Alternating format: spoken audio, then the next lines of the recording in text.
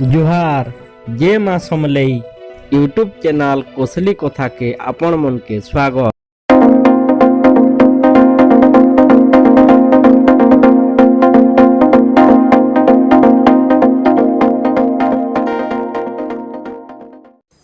गुटे साधारण परिवार लगी रेशन कार्ड बहुत जरूरी, जेनथिरे सरकार को तरफ नु मागणा रेशन मिली थीसी। जदि आपण रेशन कार्ड थी आपणकर मोबाइल नंबर अपडेट नी करी कि नंबर बदले देछन तेबे आपण के असुविधार सामना करबार के पड़ी पारे। सेथिर लगी आपण देरी नी करी जल्दी आपणकर रेशन कार्ड थी मोबाइल नंबर के अपडेट करी दउन।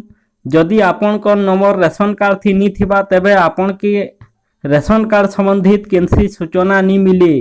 रेशन कार्ड थी मोबाइल नंबर अपडेट करबार बहुत सहज, इटा के आपण घरे बसी भी करि पारबे। सूचना हिसाबे देशर 20टा राज्य और केंद्र शासित अंचल थी जून 2020 रे रेशन कार्ड पोर्टेबिलिटी सेवा वन नेशन वन राशन लागू होइछे। ई योजना हिसाबे आपण जेन केनसी राज्य थी रही करी भी रेशन घिनी पारबे।